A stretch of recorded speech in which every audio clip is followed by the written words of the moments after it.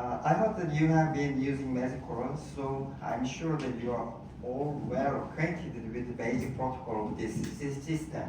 Thì tôi nghĩ là mọi người đã dùng Magic một thời gian rồi, thì tin là mọi người đã nắm vững những cái quy trình cơ bản của Magic.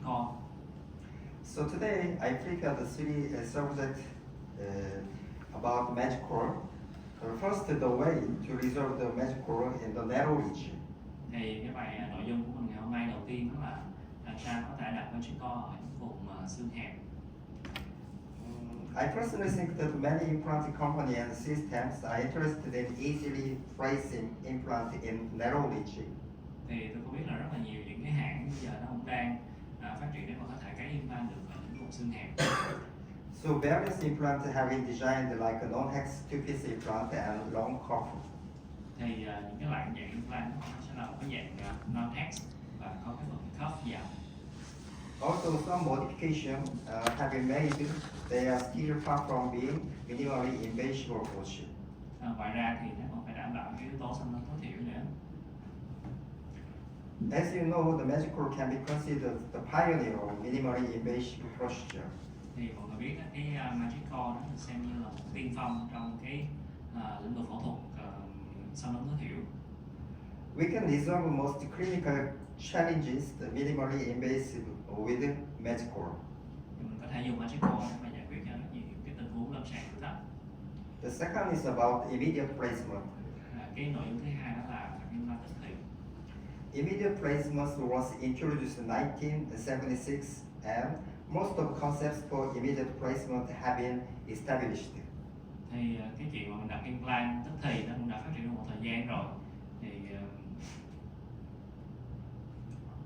but most of the concepts are based on a two-piece vulnerable implant. Nhưng thì những cái concept đó thì hầu hết là nó dựa trên những cái implant hai mảnh, tức là những cái implant low level và gắn compartment riêng lẻ lên trên. And there are so many limitations for their indication, like placement in severe periodontitis. Thì những cái cách tiếp cận như vậy nó sẽ có những cái giới hạn nhất định, đặc biệt là những bệnh nhân rất mất răng do nha chu. Using Magic Coral, you can place immediately in any condition with a minimally invasive approach. Thì khi mà mình dùng Magic có thể đặt được trong những cái trường hợp thách thức như vậy. The last is about maintenance of the implant. Và cái nội dung sau cùng đó là làm sao có thể bảo trì, duy trì implant. The ultimate goal of dental implant is long-term maintenance after loading. Thì cái mục tiêu sau cùng của cái điều trị implant mình đó là làm sao cái implant có thể tồn tại lâu dài sau khi mình cấy ghép. So today I'll talk about these three topics of Magic Coral. Thì sau đây là ba cái nội dung mà tôi sẽ trình bày. The first is about the narrow region. Thì đầu tiên là làm sao có thể đạt được Magic ở những vùng xương hẹp. Generally, there is tendency to think of minimally invasive implant as flatness implant. There is a tendency to think of minimally invasive implant as flatness implant. Thì người ta sẽ có xu hướng nghĩ là nếu mà nhắc tới một cái phẫu thuật cấy ghép implant xâm lấn tối thiểu thì mình sẽ không có lệch vàng. Flatness implants have been introduced to the following advantages, like the preservation of the circulation and soft tissue architecture. Soft tissue architecture and decrease surgical time and decrease post-op complication. Thì một số những cái ưu điểm của cái việc phẫu thuật nếu như mình không có lệch vàng đó là mình sẽ bảo tồn được máu nuôi, bảo tồn được cái cấu trúc của mô nướu cũng như là những cái kết quả thẩm mỹ thì nó sẽ tốt hơn, giảm cái thời gian phẫu thuật và giảm những cái biến chứng hậu phẫu.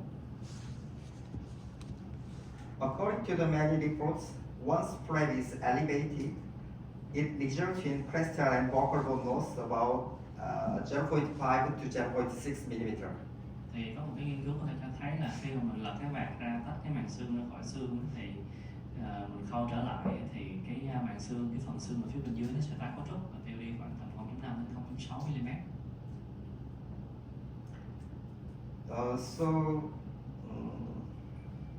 In other words, there are some drawbacks of the flatness implant. Of course, the flatness is introduced the first time for implant beginner, but its disadvantage is technically sensitive and some are damaged and malposition of implant. Nhưng mà nó cũng sẽ có một số những cái khuyết điểm. Nếu như mình không lọc vàng thì ngày xưa thì người ta hay nói phẫu thuật không lọc vàng dành cho beginner, nhưng mà thật ra là không phải, vì nó sẽ có những cái nhạy cảm về mặt kỹ thuật, nó là nó thách thức về mặt kỹ thuật hơn, và nó có thể dẫn đến những cái tình huống như là implant đặt sai vị trí. So there are prerequisites for flapless surgery, like the sufficient alveolar bone and at least 2 mm of keratinoid tissue is essential. Thì nó phải có một số những cái điều kiện trước khi mà mình có thể đặt được cái implant không ngừng lọc vàng.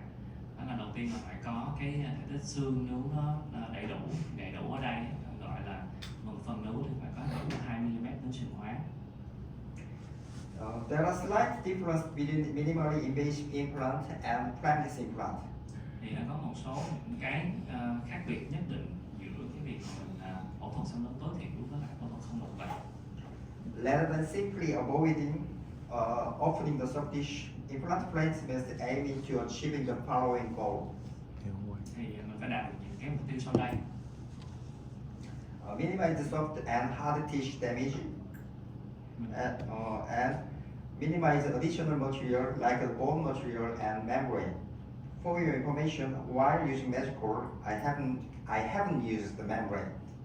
Thì những cái mục tiêu đó là mình sẽ ít giảm sang chấn cho mô mềm, giảm sang chấn cho mô cứng và ít có tiêu hao vật liệu. Thì từ khi mà tôi sử dụng magic core thì tôi không còn dùng nữa. The last is to minimize the number of surgery. For example, in case which is immediate placement in severe periodontitis, or just 1 to 2 mm of residual bone to the maxillary sinus. Ngoài ra mình có thể giảm được cái số lần phẫu thuật, thì với magic core có thể điều trị những cái trường hợp mà bị viêm mê trầm trọng đến mức mà còn có khoảng 2 mm xương mềm thôi vẫn có thể thực hiện được. So if you have any question during the lecture, please raise your hand anytime. Nếu như mà mọi người có câu hỏi nào thì có thể giơ tay để mà hỏi trong cái bài trình hôm nay. Thì nếu mà mọi người hỏi bằng tiếng Việt thì em sẽ giúp hỗ trợ dịch lại cho thầy ạ. Okay. There are narrow ridge which we can experience in clinic. You can commonly see and encounter this narrow ridge, such as buccal bone resorption in the lower posterior. Thì những tình huống như thế này là những cái tình huống mà mọi người sẽ cũng thường hay gặp trong cái quá trình hành nghề của mình, khi mà bệnh nhân bị mất cái răng sau răng dưới và cái phần vách xương vỏ mặt ngoài nó đã tiên đi nhiều rồi. Also, you can see this symmetrical shaped narrow ridge like a rod. Thì chỉ là những cái trường hợp mà nó tiêu như là cái sóng dao như thế này ở cái hàng trên. In some cases, we can see this kind of alveolar bone, such as a shear-shaped bone, especially in anterior area. Ở những cái vùng bên trước thì ngoài cái kiểu hình tiêu như theo cái sóng dao như vậy thì có thể có cái dạng hình chữ C như thế này, tức là nó có một cái vùng lẹn phía bên dưới. Minimally invasive procedures should be applicable not only in selective cases, but should be capable of addressing almost every clinical scenario we encounter. Thì mình phải lựa chọn ca khi mà thực hiện phẫu thuật theo cái phương pháp này, nhưng mà với magic core thì gần như nó có thể giúp giải quyết tất cả những tình huống trên đây. As you know, the margin of prosthesis is already determined in magic core. Thì mọi người biết là với cái magic core thì cái đường thực tập của cái phục hình thì nó đã được xác định rồi. Therefore, implant placement depth is determined by the lowest gingival level. Và cái phần cuff còn lại nó sẽ quyết định bởi cái chiều dày của phần nướu còn lại. The first solution for narrow ridge is magic cuff. Thì đầu tiên khi mình đặt implant ở một đoạn xương hẹp thì mình phải để ý tới cái phần magic cuff. There are only one type of bone level implant with the same diameter and length. Thì nó có rất là nhiều những cái lựa chọn về chiều dài khác nhau. Therefore, in a verbal schematic diagram, implant can be placed with flatness or minimally invasive approach. Với cái trường hợp phía trên thì mình hoàn toàn rất là dễ dàng có thể đạt được implant xâm lấn tối thiểu.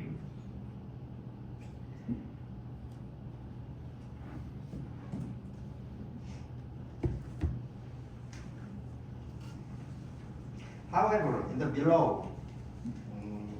below diagram, since the implant diameter is predetermined, the bone must be shaped according to the above picture to allow implant placement.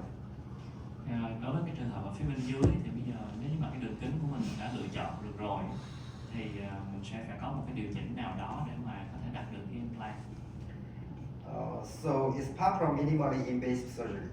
Thì cái điều chỉnh đó chính là mình sẽ chọn cái phần khớp làm như thế nào đó để mà nó phù hợp cho cái phần xương mỏng ở phía bên trên còn lại, thì đó là cách tiếp cận của chúng tôi. However, with Magical, the margin of final processes is predetermined. Therefore, installation depth is not based on lack of bone. Thì tại vì cái đường tốc của phục hình mà mình đã xác định trước rồi, thì cái chiều sâu khi mà mình làm cái implant nó không có bị phụ thuộc vào cái việc là xương nó đã bị tiêu rồi. Instead, the area with deficient bone is considered as soft tissue, and long cuff is used to place in crestal lateral ridge as seen in picture. Những cái phần xương mà nó mỏng còn lại á, thì mình sẽ lựa chọn bù bằng một cái phần khớp nó dài hơn. Yeah.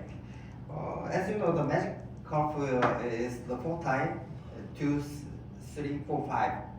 Thì cái chiều dài của chiều cao của phần khớp đó là từ 2 đến 5 mm. In my personal opinion, by using various lengths of the magic cuff, if the bone width is 6 mm below from the lowest gingival point, is acceptable. Magical can be placed without bone grafting. Thì đối với quan điểm của tôi thì nếu như mà cái phần xương nó mỏng phía bên dưới đó mà nó có thể lên tới 6 mm thì mình vẫn có thể mình đạt được. We generally place the magical at the level of the gingiva, the lowest level of the gingiva. Mình tính cái chiều cao, cái chiều sâu khi mình đặt là mình sẽ tính từ cái điểm sâu nhất của đường viền níu. If you imagine that this is the marginal gingival line. Mọi người có thể tưởng tượng cái đường màu đen này là cái đường viền níu nè. Yeah, the magical, the 90% of magical is placed like this. 90% những cái trường hợp khi mình đặt magical sau đó nó sẽ có cái hình như thế này. It's 2 mm first exposed. Cái phần ở phía bên trên, cái phần magic post 2 mm thì nó sẽ lộ lên trên. But in some case of the, especially in the aesthetic zone or the clearance to lack of the clearance to opposite tooth, we place the 1 mm submerged. Đối với những trường hợp mà đặt implant ở vùng thẩm mỹ thì có thể mình đặt cái phần post đó, cái phần phục hình ở phía bên trên nó sâu hơn nữa, thay vì là lộ 2 mm thì nó lộ 1 mm thôi. So 99% of the magical placement is 2 mm exposure or 1 mm exposure from the lowest gingival level. Thì 90% những cái trường hợp khi mà mình đặt magical thì nó sẽ rơi vào cái trường hợp như thế này, tức là đặt cho cái post nó lộ lên trên từ 2 đến 1 mm. And sometimes that it's a gingival and the bone shape is sharper. Thì những cái trường hợp mà mình đang nói ở đây đó là cái đường viền níu phía bên trên và phần xương ở phía bên dưới nó tiêu hình lưỡi dao. The magical can be placed at the 2 mm exposure or 1 mm submerged. Thì mình có thể đặt cái phần post đó nó có 1 mm nằm ở phía dưới đường viền níu. Generally, we encountered this type of the narrow ridge. Generally, we have the bone graft GBR on the vocal side. Theo các thông thường, tiếp cận thông thường của mình đó thì những trường hợp như thế này có thể là mình sẽ GBR để mà tăng diện tích ở phía mặt ngoài trước. But magical has the various lengths of the magic carpet, so we consider it's just a soft bone. So we have the we can place with the long cuff without bone grafting. Nhưng mà với cách tiếp cận của chúng tôi thì mình sẽ không cần phải ghép xương, mà mình sẽ lựa chọn cái phần khớp nó dài hơn, cao hơn. So what I want to say is that the magical placement, the processing margin is predetermined. So magical length is to 5 mm. So we can cover the 6 mm away from the marginal gingiva, lowest gingival level. Vậy thì nếu như mình có thể đặt cái phần magic post đó nó dưới níu 1 mm cộng với lại cái chiều cao của phần magic cuff tối đa là 5 mm thì mình có thể bù trừ cho một cái vùng xương hẹp lên tới 6 mm ở dưới níu. So I said that If the bone width is 6 millimeter, the below from the lowest gingival point is acceptable. Magic cord can be placed without bone grafting. Thì nếu như mà cái đoạn ở dưới 6 mm đó mà mình còn có một cái nền xương tốt trong cái phần crack ở phía bên dưới thì mình có thể điều trị được bằng magic cord.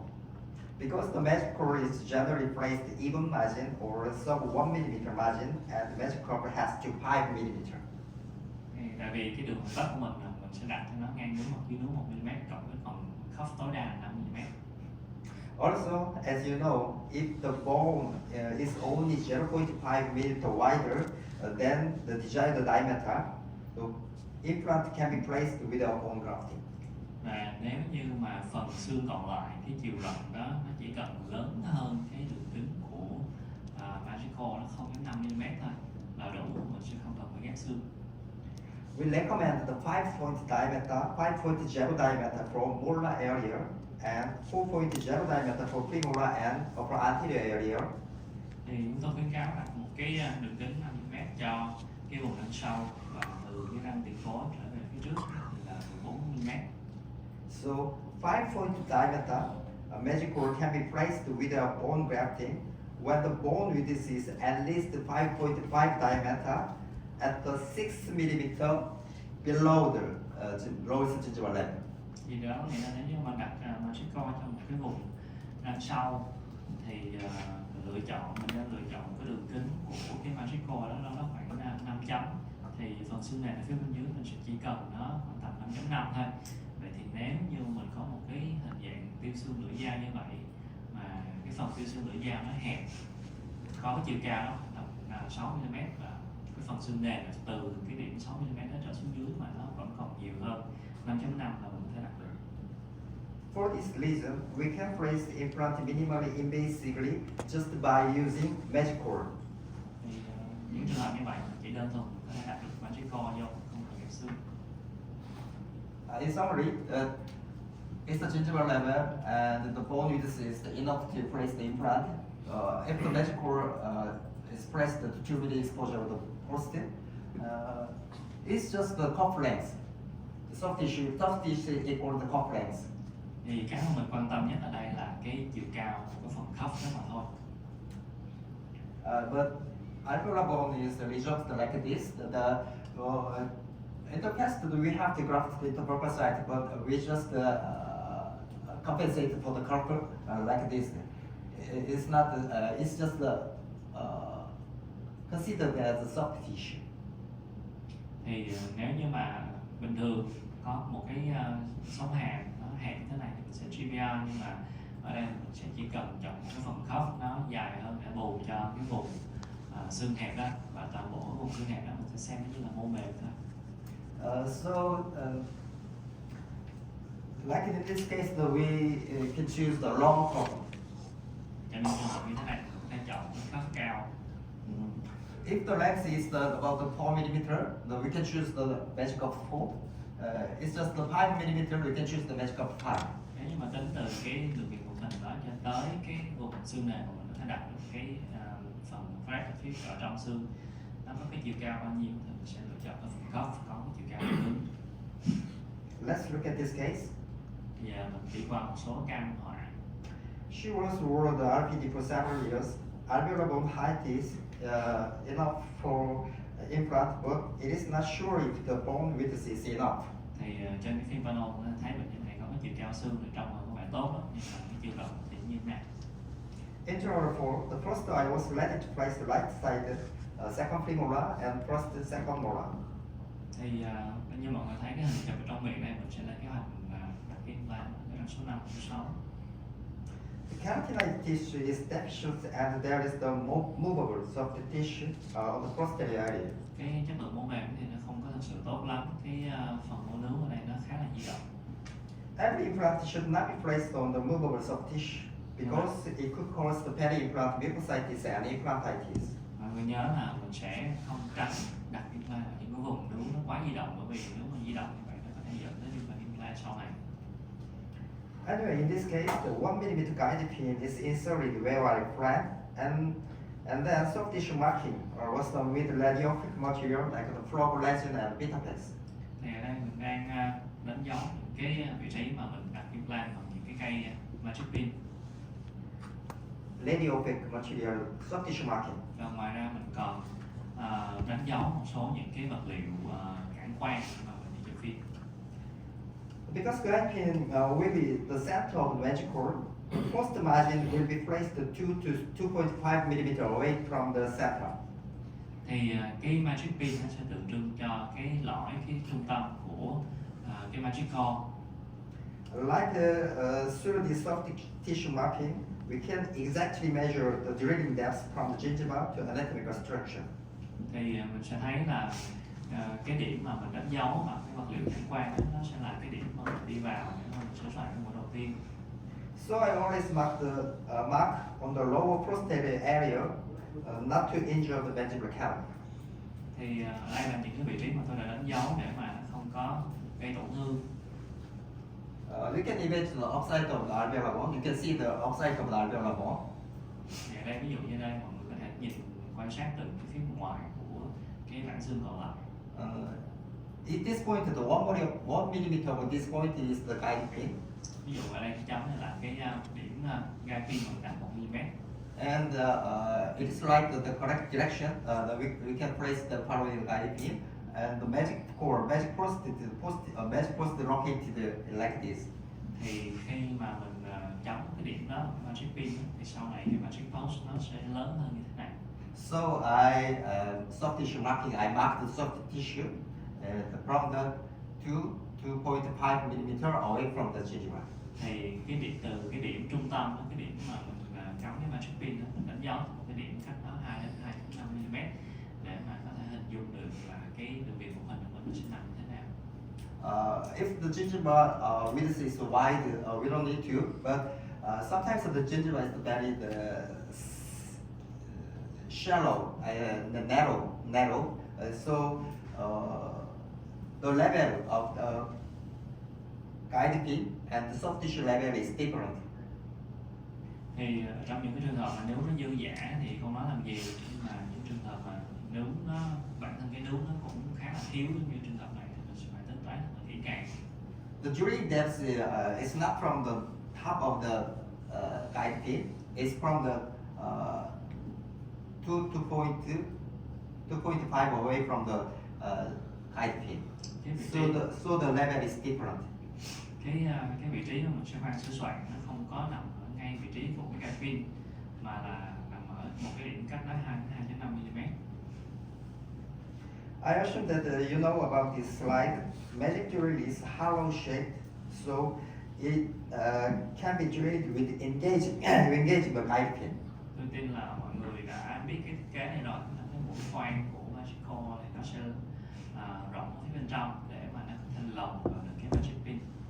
So if the guide pin direction is good, is right, that we can drill without changing the direction. Nếu như mà cái hướng của cái pin nó ban đầu nó đã tốt rồi thì mình sẽ không cần thay đổi hướng nữa. Anyway, it would be ideal for guide pin to be inserted correctly, but placing all guide pin in desired direction is even more challenging, especially in narrow bone. Thì khi mà mình đặt những cái vùng xương nó hẹp thì mình khoan sửa soạn qua cái gai pin cũng sẽ có một số những cái khó khăn. Even though the direction of the guide pin is not good, it gives us information, so we can change it or adjust the direction as a reference. Dù cho cái pin ban đầu mình đặt nó chưa có thật sự đúng hướng, nhưng mà mình khi mình chụp phim của CT xong mình có thể dùng nó như là một cái định hướng để mà mình có thể chỉnh lại cái hướng sau. Anyway, this guide pin is needed to adjust correctly. Thì cái pin này chỉ để tham khảo thôi. You can see the guide pin is well positioned in the narrow region of the first molar. Ở cái vị trí răng cối nhỏ này thì mọi người thấy cái pin nó đã ở cái hướng nó khá là chính xác rồi. And also approximate the soft tissue thickness to the beta flex. Soft tissue thickness to the beta flex.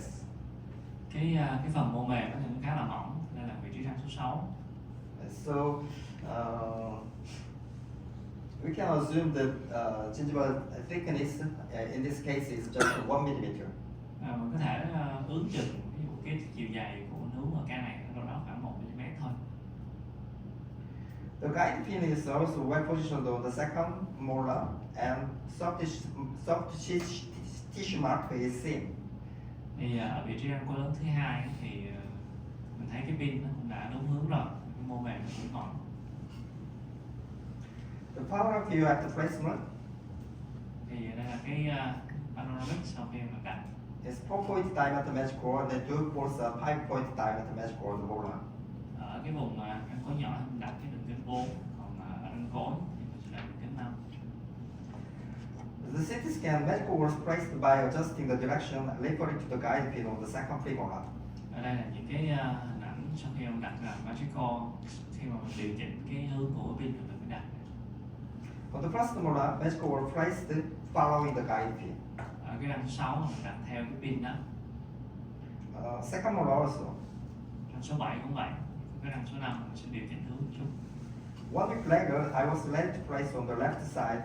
Soft tissue was collapsed on the first premolar. Ở phía bên sau khi xong, ở phía bên phải thì đặt ở phía bên trái. Ở phía bên tay trái mọi người thấy cái phần mô nó như nó lỏng trong như thế này. And mobile soft tissue was seen on the molar area. Ở cái vùng răng cối lớn thì mô mềm nó cũng rất là mỏng. So the minimalization was done without involving internal papilla and insert the guide pin. Thì mình sẽ thực hiện như thế này, thực hiện một cái đường đặt bán nguyệt nhỏ và lại cái mô mềm ở phía mặt ngoài, và sau đó mình đặt cái gai pin vào. As I mentioned earlier, the aim we produce is not the flapless implant; it's just the minimally invasive implant. Thì như tôi đã nói từ đầu thì nó có những cái khác biệt giữa cái chuyện là mình đặt implant không lọc vạc với lại implant xâm lấn tối thiểu.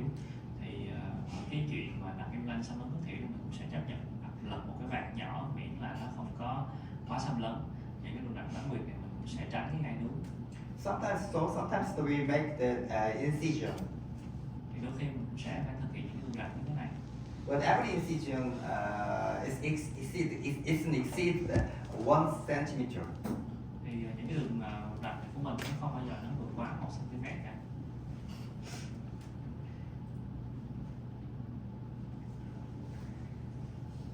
So minimalization was done without involving the internal papilla and the insert guide pin. Thì mình lật một cái vạc tránh gai nướu và mình đặt cái gai pin vào. When minimal incision like a semi-roller shape is made, we can place the guide pin relatively accurate position because we can see the crestable shape. Thì bây giờ nếu như mình có lật một cái vạc đó rồi, mình sẽ quan sát được cái nền xương ở phía bên dưới, thì mình sẽ dễ dàng đặt được cái pin nó đúng hướng hơn. CT scan, the guide pin was placed on the first premolar. Thì ở trên phim CT scan mình có thấy mình đã đặt cái pin ở vị trí răng số 4 And first molar, và số 6, the second molar. số 7. The guide pin was placed into the relatively accurate position through the minimal incision. Thì những cái pin này đều được đặt ở cái hướng đúng sau khi mình lật cái vạc nhỏ rồi. Magical was placed to pushing the gingival to the buccal side because magical can improve the gingival shape. Thì mình sẽ cái phần magic cuff đó, nó có thể giúp cải thiện được cho cái mô mềm, nên mình đã đặt cái magic cuff, cái phần khô ở lỗ phía trên và dùng một cái cuff dài hơn. The magical was placed following guide pin without bone grafting on the first premolar area. Mình đã có thể đặt được cái implant ở cái vùng răng số 4 mà không cần phải ghép xương. As you see, it's the same direction of the guide pin. Mọi người thấy đó, cái hướng nó cũng giống như là cái hướng của pin ban đầu. The first molar, Ở vị trí răng số 6 the second molar. và số 7. The panoramic view after placement. Cái ảnh panel sau khi mà mình đặt implant. 2 weeks after placement on the right side, the movable soft tissue was eliminated, and additionally there is the effect of the soft tissue expansion. Thì ở cái phía bên tay phải, sau 2 tuần làm thương, mọi người có thể thấy cái vùng mô nướu di động ở cái vùng răng số 6, số 7 lúc trước đó, thì bây giờ nó đã tăng sinh hơn, dài hơn. And 1 week after placement on the left side, Và cái phía bên tay trái này, 1 month after placement, shoulder abutment was corrected for temporary crown and bridge for both sides. sau 1 tháng thì mình gắn những cái short abutment lên để mình làm phần tạm. Soft change is seen. There is no movable soft tissue anymore, and I'm sure the soft tissue expansion. Thì ở phía bên tay phải của người thấy rõ ràng cái mô nướng là tốt hơn rất là nhiều, dày dặn hơn nhiều rồi. There's no mobile soft tissue around the magic post. Cái phần magic, cái quanh cái magic post ở răng số 7 con thấy nó nướng nó không còn di động nữa. Soft tissue change 4 weeks after placement left side. Ở phía bên tay trái sau 4 tuần làm thương. Soft tissue shape changed by very simple minimal incision. We can be sure of the soft tissue expansion. Bằng cái đường rãnh bán nguyệt nhỏ vậy để mà đẩy ra phía ngoài, mình có thể chắc chắn là cái mô nướng nó có thể tăng sinh. Soft tissue, the shape is changed by very simple semilunar incision. Một cái đường rãnh bán nguyệt đơn giản như vậy thôi. Into our photo, Số ảnh trong miệng, and right and left side. trái và bên phải. The final process was delivered 3 months after placement. Cái phẫu thuật sau cùng thì thực hiện sau 3 tháng. 2 years follow-up, Theo dõi sau 2 năm. soft tissue. Thấy cái mô mềm. Around the 3 years follow-up X-ray, Một số những cái ảnh tổn thương theo dõi sau 3 năm. the soft tissue improved can be seen on the right side. There is no movable tissue around the processed margin. Thì cái mô mềm mà có thể thấy nó càng lúc nó càng dày dặn hơn và nó không còn di động nữa. Okay, 3 years. The change of the soft tissue on the right side. Cái sự thay đổi của mô mềm ở phía bên tay phải này. You can see the soft tissue is expansion and there is no mobile tissue around the magic post. Bạn có thấy nó càng lúc nó càng tăng sinh và nó không còn mô nướng di động quanh cái phụ hình nữa. The left side, the shape of the soft tissue was improved by minimal incision. The healthy soft tissue is maintained around the processes. Và cái phía bên tay trái thì cái mô nướng nó cũng không có còn di động và nó ôm quanh xung quanh cái phụ hình của mình. And I think that you saw this slide. Thì tôi tin là chắc là mọi người đã nhìn thấy cái slide này rồi. Every selected implant is needed at least 1 mm alveolar bone, vocal and lingual side not to graft the bone. Những cái hệ thống implant thông thường thì chỉ cần một cái phần xương ở phía bên dưới nó lớn hơn 1 mm so với lại cái đường kính. Because the most of the threaded implant has V-shaped thread, while installing the implant, thread crush the surrounding bone, so surrounding bone get to resolve temporarily. Thì cái lý do đó là cái gen của những cái hệ thống implant thường nó sẽ có hình chữ V, và có chữ V như vậy để mình có thể nén vào cái phần xương còn lại. Thì cái phần xương còn lại nó phải dày hơn 1 mm để mà khi mà xương nó nén thì nó sẽ tái cấu trúc và nó vẫn không có bị mất cái thể tích. And if you elevate the flap, as I mentioned earlier, the buccal bone can resolve to 0.5 to 0.6 mm. Thì như ban nãy tôi nói là nếu mà mình lật vàng mà không làm gì thì cái phần xương nó cũng có thể tiêu đi khoảng 0.5 đến 0.6 mm. So at least 1 mm bone is needed